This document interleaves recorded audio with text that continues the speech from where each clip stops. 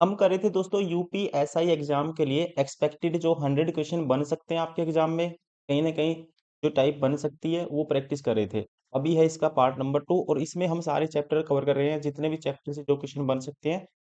तो सारे अगर आप ये क्वेश्चन सारे लगा लेते हो दोस्तों, क्वेश्चन सोल्व करने की आपकी स्पीड भी बनेगी, आपको एग्जाम का पैटर्न है जो वो भी आपका रिवाइज हो जाएगा। तो आपको हजारों क्वेश्चन लगाने की जरूरत नहीं है, टाइम कम है, ये 100 क्वेश्चन आप जरूर लगा के जाना। कहीं ना कहीं सेम टू सेम क्वेश्चन आपको एग्जाम में रिपीट होते हुए दिखेंगे। पहले भी इस टाइप के क्वेश्चन पूछे गए हैं और इसका पार्ट नंबर 1 किया था हमने, सुपर 100 क्वेश्चन है ये। पार्ट नंबर 1 में हमने कवर किए थे 1 to 25, अभी रहने वाला है इसका पार्ट 2 और इसमें कवर होंगे 26 to 50 तक। तो चलिए स्टार्ट करते हैं इसका पार्ट नंबर 2। पहले आप पॉज करिए वीडियो को, खुद से प्रैक्टिस करिए, फिर आपको सॉल्यूशन देखना है। क्वेश्चन नंबर 26, दो व्यक्तियों ए और बी ने क्रमशः 1,70,100 और 97,200 रुपए का व्यवसाय में निवेश किया, मतलब कि इन्वेस्टमेंट किया। वे सहमत हुए कि लाभ का 40% उनके बीच में समान रूप से विभाजित किया जाना चाहिए और बाकी को उनके निवेश के इन्वेस्टमेंट के रेशियो में कह सकते हैं विभाजित डिवाइड किया जाना चाहिए। यदि ए को बी से दोस्तों दोस्तों 2,227 रुपये एक्स्ट्रा मिलते हैं, अधिक मिलते हैं, तो कुल लाभ ज्ञात कीजिए। देखो सबसे पहले इन्वेस्टमेंट का रेशियो निकाल लेते हैं ए और बी का। ये आएगा, दो जीरो से दो जीरो कैंसिल, 9 पे कटेगा, 9 एकम 9, फिर 80 बचेगा, 9 अट्ठा 72 और फिर निम्न में 81 और ये बचेगा 9 एकम 9, 0, 9 अट्ठा 72, 27 सत्ता 189 होता है, 27 चौका 108 होता है, 7:4। मैं क्या करता हूँ, ए को बी से मैं मान लेता हूँ यहाँ पे 60% की वैल्यू निकाल लेते। देखो 40% तो इक्वल बन रहा है, दोनों में मिलेगा, तो 40% तो इक्वल इक्वल देंगे दोनों को। 3 यूनिट की वैल्यू, ये कितना ज्यादा है, बी ए को बी से 3 यूनिट एक्स्ट्रा मिलता है और यहाँ पे कहता है 2,727 एक्स्ट्रा मिलता है। 1 यूनिट की वैल्यू आएगी 3 निम 27, 0, 3 निम 27, 909। टोटल मान लेता हूँ 11 यूनिट दोस्तों। 11 यूनिट की वैल्यू क्या आएगी, 11 यूनिट होगा 60% के बराबर, उसकी वैल्यू निकाल लेते हैं। 11 से मल्टीप्लाई कर देंगे, 11 निम 99, एक 9 कैरी 9, 11 निम 99। ये है, कह सकते हैं 60% की वैल्यू। अगर 60% की वैल्यू ये है तो हमें तो टोटल निकालना है, कुल लाभ ज्ञात कीजिए। 100% की वैल्यू निकालनी है, 60% की वैल्यू ये है।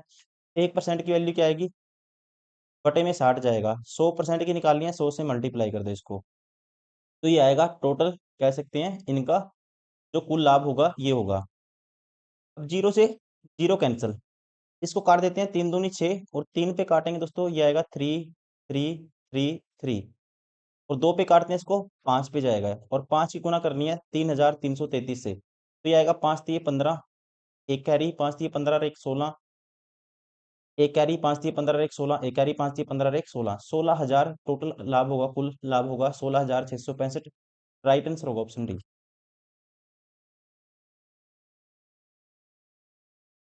क्वेश्चन नंबर 27,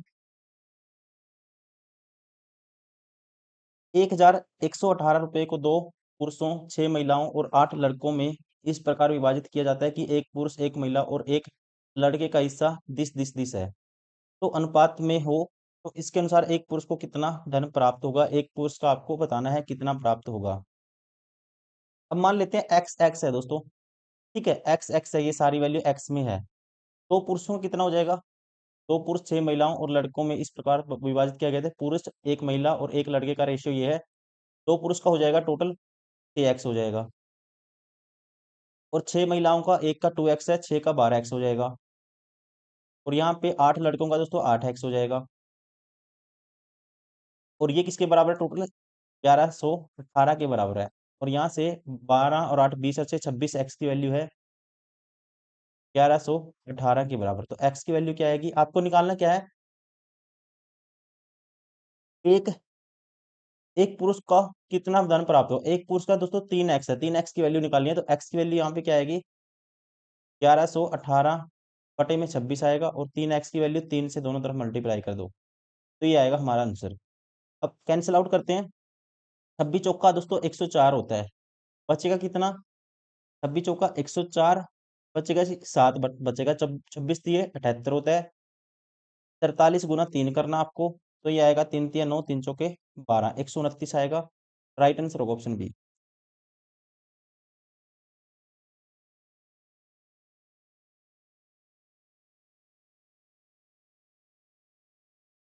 क्वेश्चन नंबर 28, तीन संख्याएं 15, 17 और 19 के अनुपात में है। तीसरी संख्या के तिगुने और पहली संख्या और दूसरी संख्या के योग के बीच का अंतर, अर्थात तीसरी संख्या के 3 गुने तथा पहली और दूसरी संख्या के योग के बीच का अंतर क्या है? 625 है। तो पहली और तीसरी संख्या के बीच का अंतर ज्ञात कीजिए, ये आपको बताना है। देखो, तीन संख्याएं इस अनुपात में है दोस्तों। अब कहता है तीसरी संख्या के 3 गुना, तो 19 3 57 x होगा, x में मान लेते हैं, प्लस 15x प्लस 17x है, 32 कह सकते हैं 32x। और इसकी वैल्यू कहता है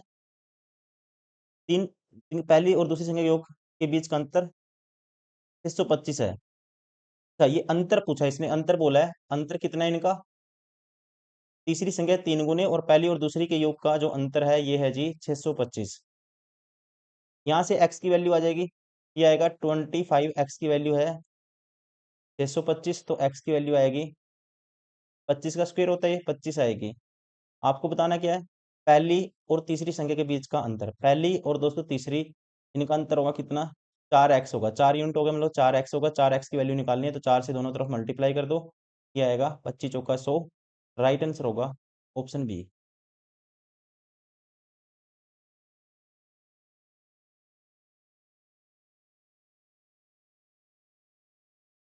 क्वेश्चन नंबर 29। एक दुकानदार बच्चों के कपड़े कपड़े की बिक्री पर 20% सीधी छूट प्रदान करता है और फिर भी 30% का मुनाफा कमाता है। अंकित मूल्य में क्रय मूल्य से कितने प्रतिशत की वृद्धि की गई? दोस्तों, आपको सीपीयू और एमपी का रेशियो डायरेक्ट आना चाहिए इस कंडीशन में। सीपीयू होता है 100 माइनस डिस्काउंट परसेंट, तो सीपी होगा जी 80, और ये होता है 100% प्लस प्रॉफिट परसेंट, ये होगा 30 जोड़ेंगे 130%। जीरो से जीरो परसेंटेज कैंसिल आउट हो ही जाएगा। तो यहाँ पे कितनी वृद्धि की गई? 5 की वृद्धि की गई, 8 के पीछे इंटू में 100, साथ में परसेंटेज। आपको पता होना चाहिए एक टिप 8 किसके बराबर होता है? 12.5% के बराबर होता है। डायरेक्ट आपको आना चाहिए 5/8, इसका 5 गुना है दोस्तों, इसका 5 गुना करेंगे 12×5 = 60, और 0.5 का 5 गुना 2.5, तो ये आएगा 62.5%। राइट आंसर होगा option C.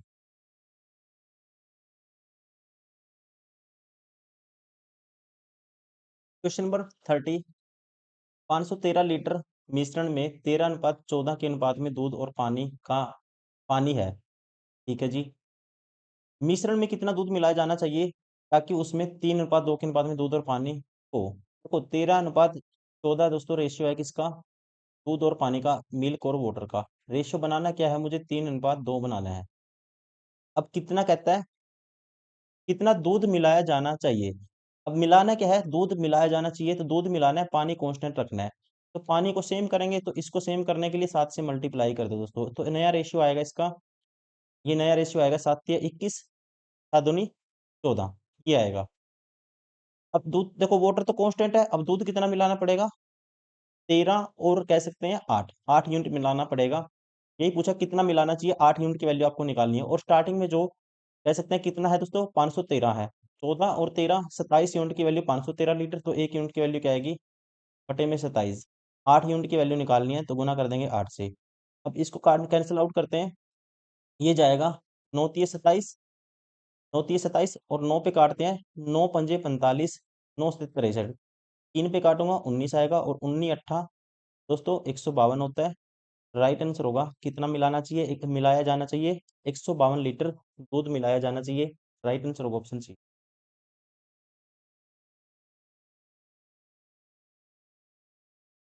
Question number 31। Rakesh अपनी मासिक आय का 15% घरेलू खर्च पर, 20% किताबों पर और 30% कपड़ों पर खर्च करता है, और शेष की बचत करता है। अब खर्च देख लो उसने किसना कितना किया, क्योंकि इसने बचत दी हुई है। 15 और भी 35, 35 और 30, 65% दोस्तों खर्च कर दिया, तो 35% उसने बचाया। तो 35% की वैल्यू कितनी दी हुई है? ये है जी 12,565। बतानी कितने की है? मासिक आय 100% की वैल्यू बतानी है, तो 1% की वैल्यू आएगी 12,565/35। अब इसको काट देते हैं, 35 दिया 105 होता है, 35 दिया 105 होता है, बचेगा सीधा 20 बचेगा दोस्तों। और 35×7 जो होता है, ये होता है जी 215 होता है। 35 छिक्का करते हैं, 35 छिक्का आएगा, देखो 6×5 = 30, 3×4 = 6, 3×8 = 18, 3×21 = 210 आएगा। 35 पंजा करते हैं। 35 पंजा होता है जी 175। 35 पंजा दोस्तों 175 होता है। हमारे पास बचेगा 25 और 6 31 बच गया। 31 बच गया, फिर 15 उतारेंगे 315, और 35 निम्मा 315 होता है। 359 आया। 1% की वैल्यू 100% की बतानी है। दो से दो जीरो लगा दो यहाँ भी और यहाँ। 100% की वैल्यू आएगी। 100% क्या होगी, उसकी इनकम होगी 35,900 आएगा। राइट आंसर होगा ऑप्शन डी।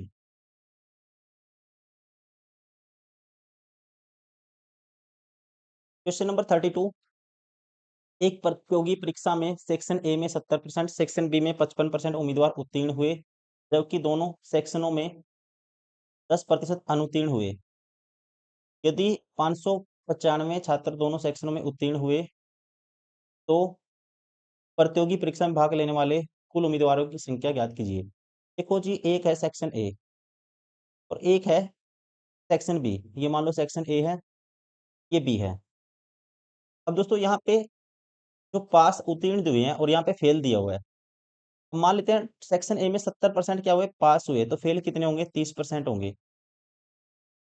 और यहाँ पे दोस्तों 55%, तो 45% क्या होंगे, फेल होंगे। और ओवरऑल दोनों में 10% फेल हुए हैं।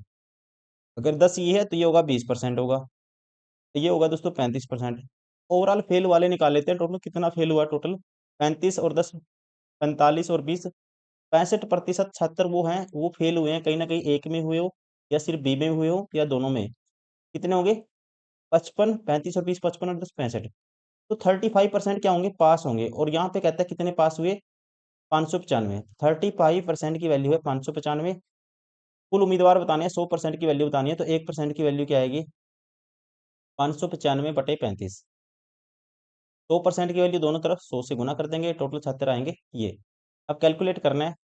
5 सत्ता 35, 5 एकम 5, 5 एकम 5, 5 नहीं 45। 7 से काटते हैं, 17 सत्ता 1 शून्य होता है, 17 आएगा। 17 क्या गए, दो जीरो है, तो टोटल आएंगे 1700। राइट आंसर होगा ऑप्शन डी।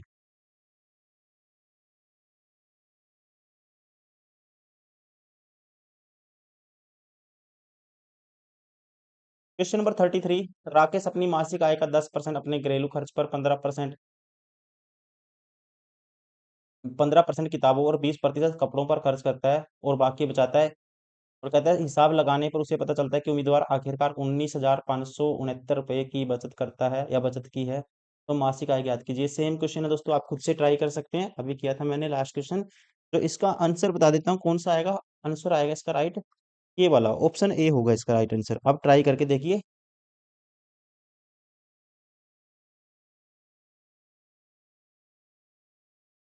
Question number 34। 3400 के 75%, 30% के 40% के 2% का मान क्या होगा। देखो 3400 का 75% की फ्रैक्शन होती है दोस्तों 3/4, और इसका 30% मतलब कि 3/10, 40% मतलब कि 2/5, और 20% मतलब 1/5। ये कैलकुलेट करना है हमें। देखो पंजो पंजो 25, 25 चौका 100 दोस्तों, ये दो जीरो कैंसिल हो गई। अब एक 10 है नीचे, बाकी गुना कर दो सभी की। ये आएगा 3 3 9, 9 दूनी 18, 18 गुना 34 करना है, 34 गुना 18 करना है, 18 चौक 72, 7 का रही 18 × 54, और 7 दोस्तों कितना होगा, 61 होगा। और बटे में 10 भी है, तो ये आएगा 61.2। राइट आंसर होगा ऑप्शन डी।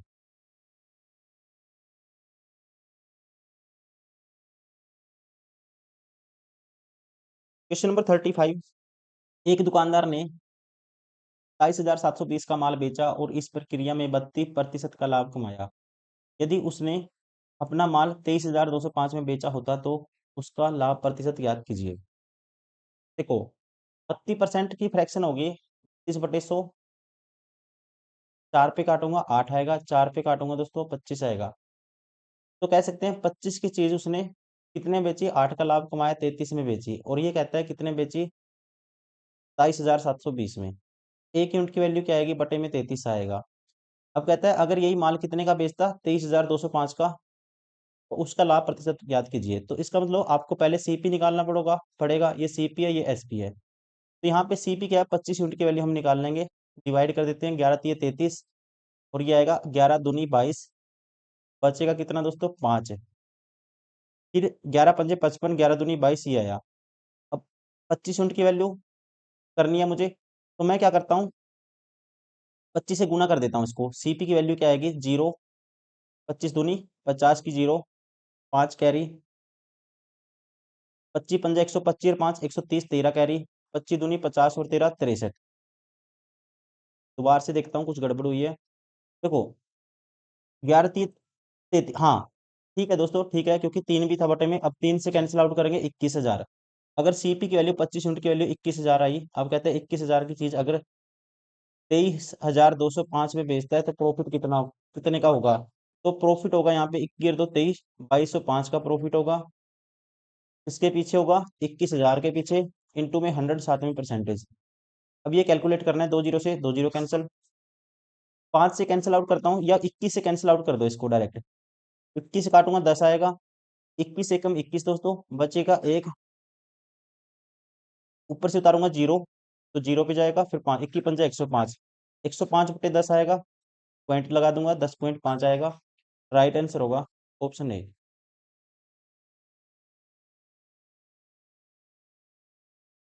Question number 36। ए ने एक वस्तु खरीदी और इसकी मरम्मत पर 480 रुपये खर्च किए। फिर उसने 20% के लाभ पर बी को बेच दिया। बी ने इसे 30% की हानि पर सी को बेच दिया। सी अंतत इसे 10% के लाभ पर 3,696 रुपये में बेचा। ए ने इस वस्तु को के लिए कितना भुगतान किया। देखो दोस्तों, ए ने मान लो एक्स में खरीदी, 480 इस पे खर्च कर दिए, ए को इतने में पड़ी है। ठीक है, अब कहता है 20% का लाभ कमाया, यानी आगे बेच दी, इसका 6/5 में बेच दी। 20% की फ्रैक्शन आपको डायरेक्ट पता होना चाहिए, 1/5, 1 का लाभ कमाया, 6/5 में बेच दी। बी को बेच दिया, बी ने इसे 30% की हानि पर बेच दिया। आगे 30% की हानि 3/10 होती है, मतलब 10 में से 3 की हानि, इसका 7/10 में बेच दिया। आगे सी को बेच दिया, और सी ने इस पे अंत में 10% का लाभ कमाया, 11/10 में बेच दिया। कितने में बेचा, 3,696 में बेच दिया। एक्स की वैल्यू बतानी है, कैंसिल आउट करते हैं। देखो 11 3 33, 3 बचा, 11 3 33, 11 6 66। 7 से कैंसिल आउट करते हैं, 7 चौक 28, 7 8 56। 6 से कैंसिल आउट करते हैं, 6 48, 8 आया। अब 8 पंजे 40, तो है ये 2 जीरो हो रहा है साथ में। और ये होगी एक्स प्लस 480 की वैल्यू। तो एक्स की वैल्यू क्या आएगी, 480 इसमें से माइनस कर दो। तो 4,000 में से 400 माइनस करते हैं, 3600। 36 में से दोस्तों 20 और माइनस करेंगे तो 3500, सॉरी 80 और माइनस करेंगे तो आएगा 3520 आएगा। तो ए ने खरीदी थी ये 3520 में। राइट आंसर होगा ऑप्शन ए। Question number 37। जब किसी भूखंड को 26,130 रुपये में बेचा जाता है तो मालिक को 22% की हानि होती है। तो 22% का लाभ प्राप्त करने के लिए भूखंड को किस मूल्य पर बेचा जाना चाहिए। मतलब 22% की हानि होती है, ये किसकी वैल्यू है, फिर कह सकते हैं 73% की वैल्यू है। 26,130 किसकी है, 73% की वैल्यू, तो 1% की ये आएगी। 22% का लाभ कमाना है तो 122% की वैल्यू आपको निकालनी है, तो ये आएगी 122% की वैल्यू। अब इसको सोल्व करना है, आंसर आ जाएगा। काटते हैं इसको, 13 6 78 होता है, 13 दूनी 26, 0, 13 एकम 13, ये आएगा। 2 पे कैंसिल आउट करता हूँ, 3 आएगा। 2 पे कैंसिल आउट करता हूँ दोस्तों, 61 आएगा। और 3 पे इसको कैंसिल आउट करता हूँ, ये आएगा 3 6 18, 2 बचेगा, 3 7 21, 0। तो 67 670 की गुना करनी है 61 से, तो 0 तो आएगा ही आएगा, लास्ट डिजिट 7 आएगा। 70 सभी में है, ठीक है, सभी में है। अब 61 0 0, 61 61 सत्ता होता है 7 एकम 7, 7 6 42, 427, 7 लिखेंगे, मतलब 770 आना चाहिए लास्ट में। 770 नहीं आ रहा किसी में भी, सॉरी, 0 था, फिर 61 सत्ता 727 हुआ, 61 सत्ता 7 एकम 7, 7 6 42, 427 हुआ दोस्तों। 7 लिखा मैंने, यहाँ पे 7 लिखा, फिर कैरी गया हमारे पास 1 सेकेंड, ये गलत कर दिया मैंने। ये 7 लिखा दोस्तों, कैरी गया 42। अब 61 गुना 6 करना है, 42 जोड़ देना है। 6 एकम 6, 6 6 36, और 42 इसमें ऐड कर दो, तो ये आएगा 8, 6 4 10, एक कैरी, 40,870। राइट आंसर होगा ऑप्शन सी। लेकिन यहाँ पे 3 ऑप्शन 40,870, 40,870 सेट है, ये टाइपिंग एरर है। कोई बात नहीं, आपको तरीका पता होना चाहिए। Question number 38। अब कहता है 38 में ए ने एक वस्तु खरीदी और मरम्मत पर 410 रुपए खर्च किए। फिर उसने 30% के लाभ पर बी को बेच दिया, बी ने 20% की हानि पर सी को बेच दिया, सी ने अंत में 10% के लाभ पर 2288 रुपए में बेचा। वस्तु के लिए ए ने कितना भुगतान किया? देखो सेम टाइप है, हमने क्वेश्चन नंबर शायद 35 ऐसे ही किया था। सेम टाइप है, आंसर बता देता हूँ, जल्दी से जल्दी आप ट्राई करिए। और इसका जो दोस्तों अपना आंसर है कमेंट भी करेंगे। राइट ऑप्शन में आपको बता देता हूँ, इसका जो राइट आंसर होगा, राइट ऑप्शन होगा, ये होगा ऑप्शन ए। Question number 39। एक घड़ी विक्रेता क्रमशः 20% और 25% की दो क्रमिक छूट के बाद 40,500 रुपए में एक घड़ी को बेचता है। ठीक है, तो अंकित मूल्य ज्ञात कीजिए। मान लो अंकित मूल्य एक्स है, पहली छूट देगा 20% की, इसका 4/5 में बेचेगा, और दूसरी छूट देगा, कह सकते हैं दोस्तों, इस पे 25% की, इसका 3/4 में बेचेगा, और कहता है फाइनली कितने में बेचता है? 40,500 में। तो एक्स की वैल्यू आपको बतानी है। अब चार से तो चार कैंसिल हो गया, और तीन पे काट दूंगा इसको, तीन एकम तीन, बचेगा एक, तीन तिया नौ, तीन पंजे 15। 13,500 की 5 से गुना करनी है, ये आएगा हमारे पास आंसर। 5 से गुना कर दो इसकी, पंजो पंजो 25, दो कैरी, 5 थी 15 और दो 17, एक कैरी, पाँच एक पाँच और एक 6। तो अंकित मूल्य होगा 67,500। राइट आंसर होगा ऑप्शन सी।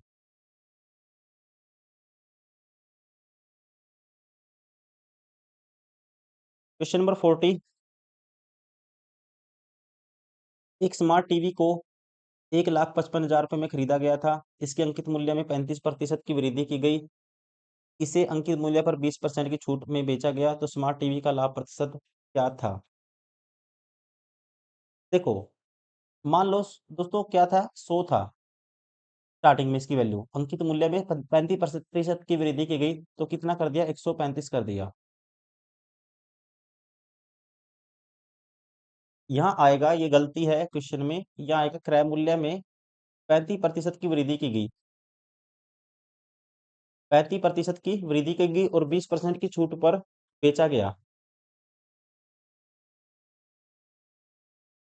दोस्तों क्रय मूल्य में जब 35% की वृद्धि करेंगे, ऐसे आएगा, सीपी है, ये एमपी है, 100 की चीज पे अंकित कर दिया 135, और 20% की छूट देंगे, 1/5 निकालेंगे, 105, 27 पंजा 135 होता है, 27 की छूट देंगे तो 108 में बेचा जाएगा, ये होगा एसपी।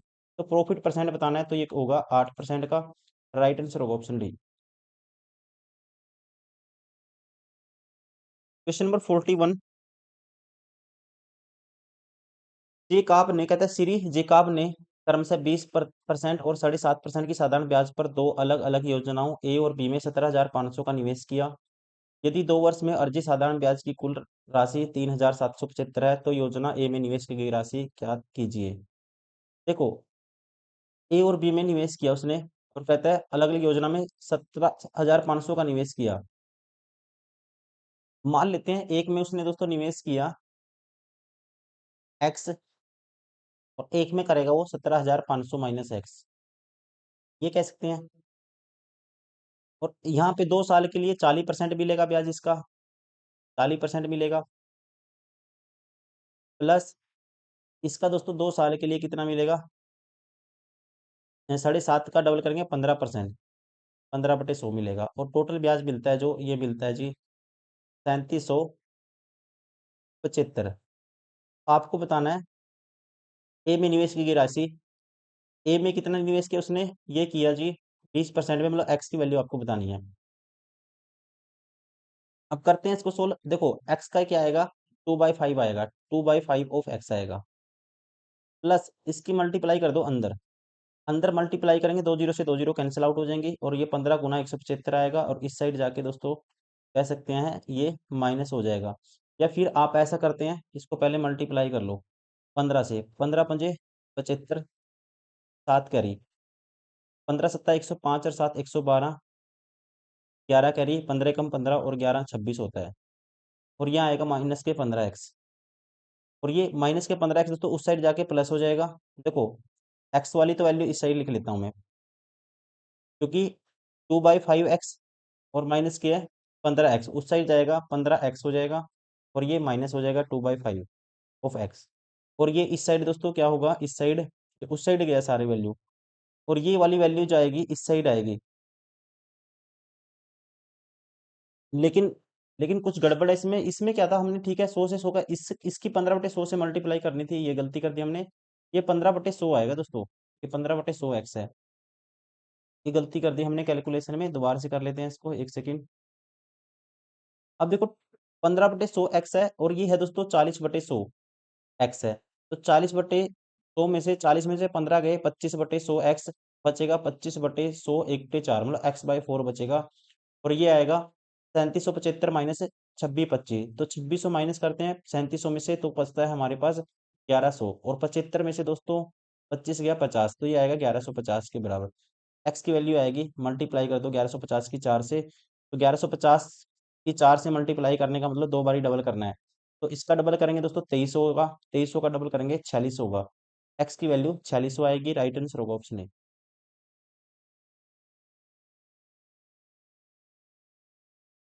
क्वेश्चन नंबर 42, ए ने एक्स को 9% साधारण ब्याज पर 26,000 रुपये का हिस्सा दिया, शेष राशि को 4% साधारण ब्याज की दर पर वाई को दिया। 5 वर्ष बाद उसे कुल मिलाकर 33,800 रुपये की राशि मिली, तो फिर वाई को कितनी राशि उधार दी गई। देखो दोस्तों, इसको जल्दी से करने का तरीका, इतना टाइम लग जाएगा, मिक्सर एंड एलिगेशन से करेंगे इसको। टोटल इंटरेस्ट निकाल लेते हैं, 33,800 में से माइनस करोगे 26,000 आप, तो ये आएगा हमारे पास 26,000 माइनस करेंगे तो 7,800 आएगा, 7,800। अब निकालते हैं average interest rate per year, average interest rate per year निकालते हैं। तो 5 साल की बात है, तो 7800 बटे करेंगे 5 के ऊपर 26,000 के ऊपर, इंटू में 100, साथ में परसेंटेज। तो दो जीरो से तो दो जीरो कैंसिल आउट हो जाएंगी, ये एक जीरो बची हुई है यहाँ पे, और इस जीरो से ये जीरो भी कैंसिल आउट हो जाएगी। 5 दूनी 10, 26 दिए 78, और 3 दूनी 6, तो रेट आएगी हमारे पास 6%। Overall rate I 6%। और यहाँ पे रेट थी, एक रेट है 9% और एक है जी 4%, और दोनों को मिला के कितनी है 6%। ये मान लो पहला पार्ट है, और ये है दूसरा पार्ट। ये आएगा 3 और ये आएगा जी 2, 2:3। हमें बताना है वाई को उधार 4% वाला हिस्सा बताना है हमें, 4% वाला हिस्सा बताना है दोस्तों। 3 यूनिट की वैल्यू बतानी है आपको, 5 यूनिट की वैल्यू कितनी है 26,000, तो 1 यूनिट की वैल्यू क्या आएगी 26,000 बटे 5। 3 यूनिट की वैल्यू बतानी है, तो ये आएगा 3 यूनिट की वैल्यू, तो इसको लिख सकते हैं 10/2। दो ऊपर चला जाएगा, जीरो से जीरो कैंसिल, 26 छिक्का 156 होता है, और उसके आगे हैं 2 जीरो, तो ये आएगा 15,600। राइट आंसर होगा option A.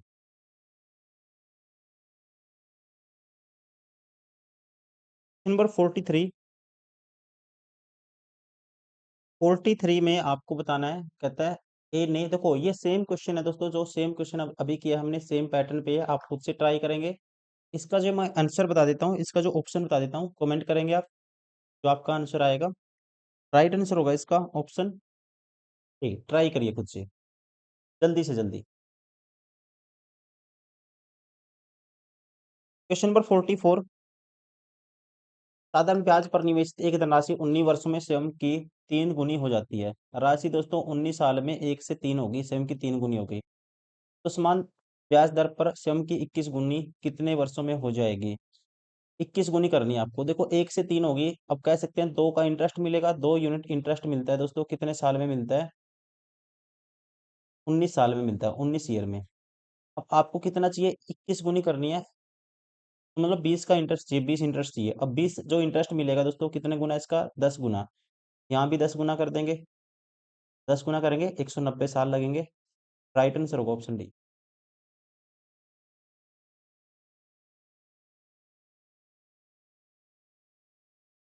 Question number 45, mister Johnson ने क्रमशः 15% और 12.5% की साधारण ब्याज की दर पर दो अलग अलग योजनाओं ए और बी में कुल 19,500 रुपये का निवेश किया।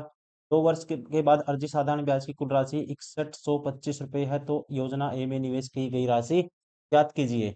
देखिए दोस्तों, यहाँ पे मान लो एक पे उसने एक्स लगाए और एक पे लगाए जी, कुल कितना लगाया उसने 19,500, तो यहाँ पे होगा 19,500 माइनस एक्स। यहाँ पे रेट थी 15%, 2 साल के लिए इसका 30% निकलेगा, प्लस यहाँ पे 15% का 12.5 का 25% निकलेगा, मतलब इसका कह सकते हैं 25/100 निकलेगा। ये टोटल क्या होगा यहाँ पे ब्याज आएगा। और ये ब्याज किसके बराबर है? साधारण ब्याज की कुल राशि है जी 6125। अब हम क्या करते हैं, सोल्व करते हैं इसको। तो इससे मल्टीप्लाई करोगे, जब अंदर मल्टीप्लाई करोगे, दो जीरो से दो जीरो कैंसिल होगी, 25 गुना 195 आएगा। और यहाँ पे लिख सकते हैं 200 माइनस 5 इसको, और गुना करनी है 25 से, ये आएगा 25 दूनी 50। 50 के आगे दो जीरो आएंगे, 5000 माइनस के 125। 5000 माइनस 125, 5000 में से 100 माइनस करते हैं 4900, 4900 में से 25 48 75 आएगा ये।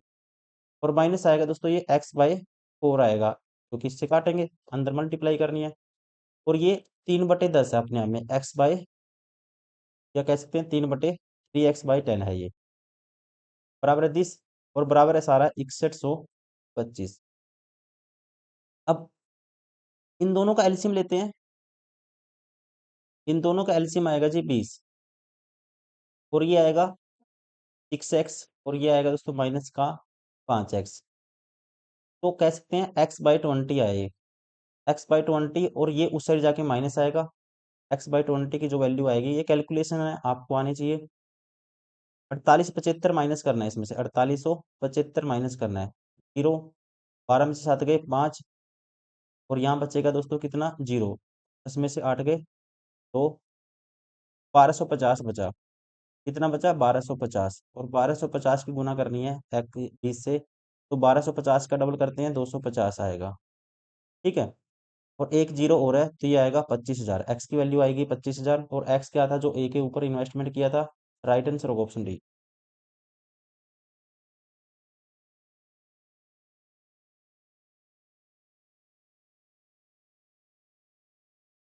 Question number 46। 46 में कहता है 15 वर्षों में चक्रवर्ती ब्याज की दर दर के ब्याज के तहत कोई राशि अपने आप की दोगुनी हो जाती है। 15 वर्षों में दोस्तों राशि 1 से 2 हो जाती है। आपको 40 गुना करने हैं, कितने वर्षों में हो जाएगी? देखो 15 वर्ष में अपनी दो गुना होगी, 15 वर्ष में। तो दोस्तों इसको कह सकते हैं हर वर्ष में राशि क्या हो जाती है अपने आप की, कितने गुना हो जाती है? आपको करनी क्या है? 140 96 गुना करनी है। 40 96 को लिख सकता हूँ मैं, 16 का क्यूब लिख सकता हूँ दोस्तों। 16 का क्यूब होता है, आपको याद होना चाहिए। और ये 16 होता है, 2 की पावर 4 होता है। 2 की पावर 4 होता है 16, और इसकी क्यूब है 3 चौके 12, 2 की पावर 12। मतलब कितनी करनी है? 2 की पावर 12 करनी है। अगर 2 की पावर दोस्तों 1 करनी होती है तो 15 वर्ष लगते हैं। तो 2 की पावर कितनी करनी है? 12 करनी है, तो वर्ष कितने लगेंगे? 15 गुना 12, तो ये होगा 15 12 180 वर्ष। राइट आंसर होगा ऑप्शन ए। Question number 47। साधारण ब्याज पर 4 वर्षों में एक राशि में 60%, 60% की वृद्धि होती है। 4 वर्षों में एक राशि में दोस्तों कहते हैं 60% की वृद्धि होती है। उसी ब्याज दर पर 2 वर्षों के बाद 46,500 रुपये पर चक्रवृद्धि ब्याज क्या होगा? देखो साधारण ब्याज पर 4 वर्षों में राशि में 60% की वृद्धि होती है। तो रेट हम निकाल सकते हैं दोस्तों। यहाँ पे रेट क्या होगी? सीधा कह सकते हैं 4 साल में 60% ब्याज मिलता है, तो एक साल में कितना मिलेगा? 15%। तो रेट होगी, आर की वैल्यू होगी 15%। अब आपको बताना है उसी ब्याज दर पर 2 वर्षों के बाद 46,500 रुपये पर चक्रवृद्धि ब्याज क्या होगा? चक्रवृद्धि ब्याज निकालना है दोस्तों आपको। 46,500 रुपये कितना होगा 2 वर्ष का? तो ये होगा जी, आप इफेक्टिव रेट निकाल दो इसकी। या तो आप ऐसे कर दो, 15% की फ्रैक्शन क्या होगी? 3/20 होगी। कोई अमाउंट दोस्तों, प्रिंसिपल 20 से 23 हो गया पहले साल, दूसरे साल 20 से 23 हो गया। कह सकते हैं 400 से कितना हो गया? 529 हो गया। तो सीआई कितना होगा? 129 यूनिट की वैल्यू आपको निकालनी है। और 400 यूनिट की वैल्यू 46,500 है, तो 1 यूनिट की वैल्यू क्या आएगी? 46,500 बटे में 400। दो जीरो से दो जीरो कैंसिल आउट होगी। अब ये आपको कैलकुलेट करना पड़ेगा। कर देते हैं, कोई बात नहीं। देखो आप गुना करिए, 465 की से 129 की गुना करनी है, शॉर्ट में मल्टीप्लाई करो एक ही लाइन में। 9 पंजे 45, 4 कैरी गया। फिर 9 की मल्टीप्लाई होगी, 6 से 9 6 का 54, और 5 दूनी 10, 54 और 10 64 और 4 68 होगा दोस्तों। ये कैरी जाएगा। फिर उसके बाद इसकी मल्टीप्लाई इससे करते हैं, 9 चौका 36 और 5 इसकी इससे होगी 41, 41 और दोस्तों इसकी होगी 6 दूनी 12, 41 और 12 होगा हमारे पास 53 और 6 59 आएगा, 5 कैरी जाएगा, 4 दूनी 8 और 6 14, 14 और 5 19, एक कैरी जाएगा, 4 एकम 4 एक 5, ये आएगा 59 985, 59 985 बटे में है जी 4। तो अब इसको सोल्व करना है, देखो 4 एकम 4, फिर 4 चौकी 16, 14 आता है स्टार्टिंग में, सारे ऑप्शन बाहर हो गए, राइट आंसर होगा ऑप्शन सी।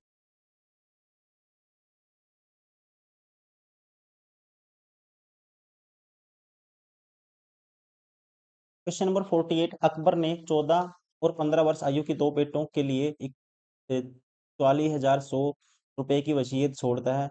उन्हें 17 वर्ष की आयु में 10% प्रति वर्ष चक्रवृद्धि ब्याज की दर से समान राशि प्राप्त होनी चाहिए। छोटे बेटे का वर्तमान हिस्सा ज्ञात कीजिए। देखो दोस्तों, इसको करने का तरीका ये है, आपको डायरेक्ट रेशियो निकालना है। रेशियो कैसे निकालेंगे, जैसे 10% की रेट है तो प्रिंसिपल 10 था तो 11 हो जाता है। इनका गैप लेना है, शॉर्ट ट्रिक होती है इसको करने की, इनका गैप लेना है 1 वर्ष का आएगा। टाइम की पावर उतनी कर देनी है, अब इसकी भी पावर 1 करेंगे और इसकी पावर 1 करेंगे, या इसको डायरेक्ट लिख लो, प्रिंसिपल 11/10 हो गया अपने आप का। इसकी पावर कितनी होगी, 1 होगी। कितनी पावर करते हैं, इन दोनों का गैप लेना होता है, 1 आएगा, 1 पावर करेंगे तो ये किसके बराबर आएगा, 11/10 के बराबर ही आएगा। और इस रेशियो में क्या होगा, इनका जो इनको कह सकते हैं पैसा मिलेगा, ये पैसे का रेशियो आता है, हमेशा क्या कर देना है, रेट होती है उसका रेशियो ले लेना है, प्रिंसिपल से जो अमाउंट बनता है कह सकते हैं, और उसका जो रेशियो होगा दोस्तों, जो टाइम का गैप होगा उतनी पावर कर देनी है। उसी रेशियो में आप पैसे को डिस्ट्रीब्यूट करोगे 17 साल की आयु होने पर, या जितनी भी आयु होने पर बोलता है, ये आपको ध्यान रखना है। अब यहाँ पे 11 और 10, एक का हिस्सा 11 यूनिट है, एक का हिस्सा 10 यूनिट है, और 11 और 10 दोनों का हिस्सा दोस्तों 21 यूनिट की वैल्यू कितनी है, 441 के आगे 2 जीरो, तो 1 यूनिट की वैल्यू क्या आएगी, 2100 आएगी। तो बतानी कितनी है आपको, छोटे बेटे का हिस्सा ज्ञात कीजिए। अब देखो, छोटे बेटे का हिस्सा छोटा होगा या बड़ा होगा दोस्तों, छोटा बेटा होगा का हिस्सा बड़ा होगा, प्रिंसिपल उसका बड़ा होना चाहिए या छोटा होना चाहिए। आप कहेंगे छोटे बेटे का जो हिस्सा है दोस्तों, जो प्रिंसिपल है वो छोटा होना चाहिए, क्योंकि छोटे बेटे को जो इंटरेस्ट मिलेगा ज्यादा साल तक मिलेगा, और राशि हो जाती है आगे जाके इक्वल। कब होगी इक्वल, जब उसका छोटे बेटे का जो प्रिंसिपल छोटा होगा, इंटरेस्ट मिलेगा, और बड़े बेटे का प्रिंसिपल ज्यादा होगा। इसी वजह से कह सकते हैं उसको जो 17 साल तक 2 ही साल तक इंटरेस्ट मिलेगा, तब भी अमाउंट आपस में दोनों का इक्वल हो जाता है जो पैसा है। मतलब आपको निकालने किसकी वैल्यू है, 10 यूनिट की वैल्यू निकाली है, तो 10 यूनिट की वैल्यू, 1 यूनिट की वैल्यू दोस्तों 2100 है, 10 यूनिट की वैल्यू क्या आएगी, 21,000 आएगी। राइट आंसर होगा, छोटे बेटे का हिस्सा होगा 21,000, ऑप्शन डी। क्वेश्चन नंबर 49, ए 2415 दिनों में एक कार्य कर सकता है, बी ए की तुलना में 25% अधिक कार्य कुशल है, उसी कार्य को करने के लिए बी द्वारा दिए गए दिनों की संख्या ज्ञात कीजिए। देखो दोस्तों, इफिशियंसी का रेशियो कहता है बी है जो ए से कितना अधिक कार्य कुशल है, बी ए की तुलना में 25% अधिक कार्य कुशल है, बी ए की तुलना में, मतलब बी अगर एट ए टाइम में 4 यूनिट काम करता है तो ए तो बी कितना करता है, 5 करता है, तो मतलब बी ज्यादा काम करता है पर टाइम इंटरवल में। इसका मतलब क्या हो गया, बी नंबर ऑफ डेज कम लेगा। अब कहता है ए 2415 दिनों में एक कार्य कर सकता है। अब दोस्तों ए 2415 दिन में पूरा काम कर सकता है, कार्य कर सकता है, एक दिन में 4 करता है, 2400 दिन में टोटल काम में लेते हैं, कितना हो गया, 2415 गुना 4 हो गया। अब इसी को करवाना है, बी कहता है बी उस कार्य को करने में कितने दिनों की संख्या, कितने दिन लेगा, तो 5 से भाग कर देंगे, क्या आएगा, 5 चौका 20, 4 बचेगा, 5 ईटा 40, 5 तिये 15, 483 गुना 4 करना है, तो 4 तिये 12, 4 तिये 12, 12 एक कैरी, 4 अट्ठा 32 और एक 33, 3 कैरी, 4 चौकी 16 3 19, तो बी लेगा जी 1932 दिन। राइट आंसर होगा ऑप्शन डी।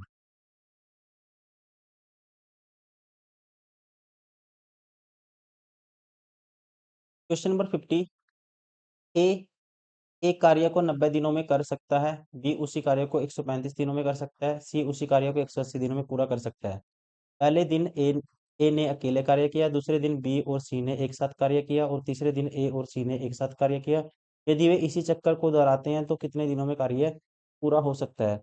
देखो, ए कर सकता है जी 90 डेज में, और दोस्तों बी कर सकता है उसी काम को 135 डेज में, और सी कर सकता है उसी काम को 180 दिन में। ठीक है। अब टोटल काम का इनका एलसीएम मान लेते हैं, टोटल काम, सेकंड इस पे लिख लेता हूँ तो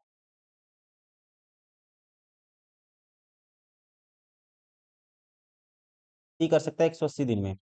टोटल काम इन सभी का जब एलसीएम निकालेंगे ये आएगा 540, तो 9 छिका 54 ये एक दिन में ये करेगा, और ये करेगा जी 135 का डबल 270 का डबल 540, तो ये करेगा 4 पे कटेगा, 4 करेगा, और ये करेगा 18 3 54 3 करेगा। अब ए पहले दिन ए ने अकेले कार्य किया, काम कराना है 540, ए कितना कर देगा दोस्तों 6 कर देगा पहले दिन, और दूसरे दिन बी और सी ने एक साथ कार्य किया, दूसरे दिन बी और सी ने एक साथ कार्य किया, तो बी और सी आएंगे साथ कर देंगे दूसरे दिन, और क्या तीसरे दिन ए और सी ने कार्य किया, एक साथ किया, तो ए और सी कर देंगे जी 6 और 3 9, कितना कर देंगे 6 और 3 दोस्तों 9 कर देंगे। तो यहाँ पे कितने काम हो गया, 3 दिन का टाइम हो गया, 3 दिन में काम कितना हुआ, अब कहेंगे 9 और 7 16 और 6 22 काम हो गया 3 दिन में। 3 दिन में अगर 22 काम होता है दोस्तों, 3 दिन में कितना काम हो जाता है 22, करवाना कितना है 540, तो ये इसके कितने गुना है ये आपको देखना पड़ेगा, मतलब 70 से ज़्यादा गुना जाएगा। जब इसको 22 से भाग करोगे, देखो 540 को 22 से भाग कर दो दोस्तों, 540 का आधा करते हैं, ये आता है 270, और 270 बटे 11 करेंगे, 11 दूनी 22, 11 दूनी 22, ये आएगा 5, 11 तिये 33। देखो सीधा भी भाग कर सकते हैं, एक सेकंड इसको बताओ, एक सेकंड,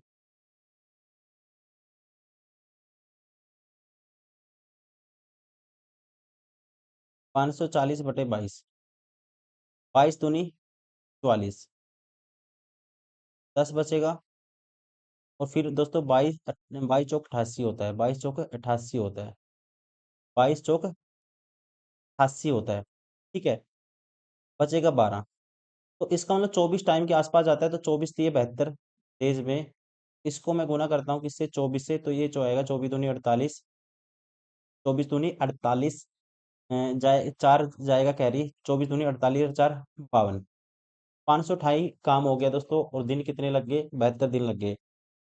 अब काम कितना बच गया 540 कराना है, 12 काम और करवाना है।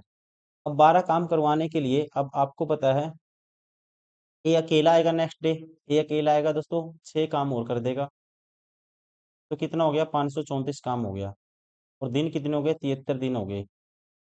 अब कौन आएंगे नेक्स्ट डे आएंगे, नेक्स्ट डे दोस्तों कह सकते हैं ये आएंगे, 7 काम करते हैं कौन, बी और सी आएंगे, 7 काम करते हैं, 7 काम करते हैं ये एक दिन में, तो आपको तो कराना कितना है 6 कराना है, तो 7 काम करते हैं एक दिन में, तो 6 कराना है दोस्तों, तो कह सकते हैं 1 पे 6 दिन में करेंगे, 1 पे 6 दिन में करेंगे एक काम, कराना कितना है आपको, सॉरी 1 पे 7 बटे में चलेगा, 1 पे 7 दिन में करेंगे ये, 1 पे 7 दिन में करेंगे एक काम, 6 कराना है तो 6 से मल्टीप्लाई करेंगे, 6 पे 7 दिन में ये कर देंगे, 6 काम और कर देंगे, 6 बटे 7 दिन में 6 काम और कर देंगे, तो एक काम हो गया जी 540, और टाइम कितना लगा 73 दिन, कह सकते हैं 73 सही, 6 बटे 7 73 सही, 6 बटे 7, राइट आंसर होगा ऑप्शन डी।